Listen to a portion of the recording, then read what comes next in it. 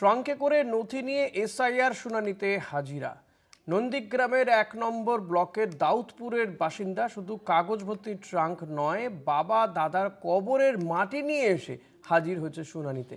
নন্দীগ্রামের শেখ শাহিদ, যে ছবি দেখতে পাচ্ছেন, ট্রাঙ্কে করে জামা কাপড় নয়, তার কাগজপত্র, তার ডকুমেন্টস নিয়ে তিনি হাজির হয়েছেন শুনানি কেন্দ্রে। তবে শুধুমাত্র কাগজপত্রই নয়, এমনকি তার বাবা দাদার কবরের মাটি পর্যন্ত তিনি নিয়ে এসেছেন শুনানি কেন্দ্রে।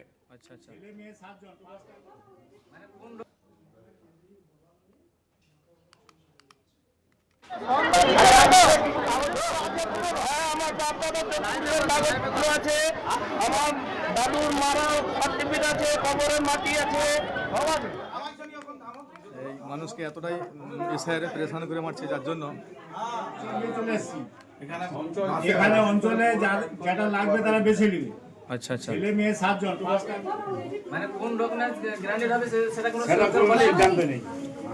ভারতের নাম বাপ দাদার কাগজপত্র আছে, আমার দাদুর মারা সার্টিফিকেট আছে, কবরের মাটি আছে। হ্যাঁ, মায়ের কবরের মাটি আছে। আমার বাপ দাদার চতুর্থের কাগজপত্র এনেছি। আমার মা যে মারা গেছে তার কবরের মাটি এনেছি, আমার দাদুর কবরের মাটি এনেছি। আর কি কি আছে?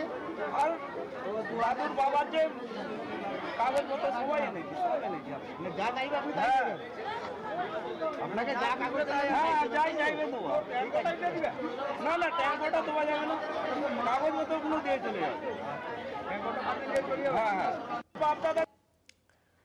আপনারা শুনলেন তার বক্তব্য। কাগজপত্র শুধু নয়, কবরের মাটি পর্যন্ত নিয়ে এসেছেন। সৌম্যজিৎ চট্টোপাধ্যায় রয়েছে। সৌম্যজিৎ, এই এত মানে ট্রাঙ্ক ভর্তি এত কাগজপত্র মাটি নিয়ে এসে কি প্রমাণ করতে চাইছেন এই ব্যক্তি? দেখো এই যে সৌম্যজিৎ, একদম এই যে কবরের মাটি আনার যে ঘটনা, এটা কিন্তু প্রথম নয়। আগেও মালদহে এমন একটি ঘটনা ঘটেছিল। তবে নন্দীগ্রামের যে ১ নম্বর ব্লকে আজকের যে ঘটনা, সেটি কি এসআইআর শুনানির ক্যাম্পে হাজির হলেন নন্দীগ্রামের বাসিন্দা শেখ শাহিদ। সাথে করে তিনি কবরের মাটিও এনেছেন। তবে এই বিষয়টি আজকে প্রথম নয়, দুদিন আগেও একইভাবে নন্দীগ্রাম ১ ব্লকের বাসিন্দা শেখ সাইফুদ্দিন, তিনিও ট্রাঙ্ক মাথায় করে রীতিমতো হাজির হয়েছিলেন এই এসআইআর শুনানির ক্যাম্পে। তাদের যেটা দাবি যে এই শুনানির সময় ঠিক কি কি কাগজপত্র লাগবে তা তাদের জানা নেই। তাই জন্য পরিবারের সবার ডকুমেন্ট যে ট্রাঙ্কে থাকে, হ্যাঁ সৌম্যজিৎ, নিয়ে চলে এসছেন। আর এই নিয়ে কিন্তু একটা রাজনৈতিক চর্চাও শুরু হয়েছে।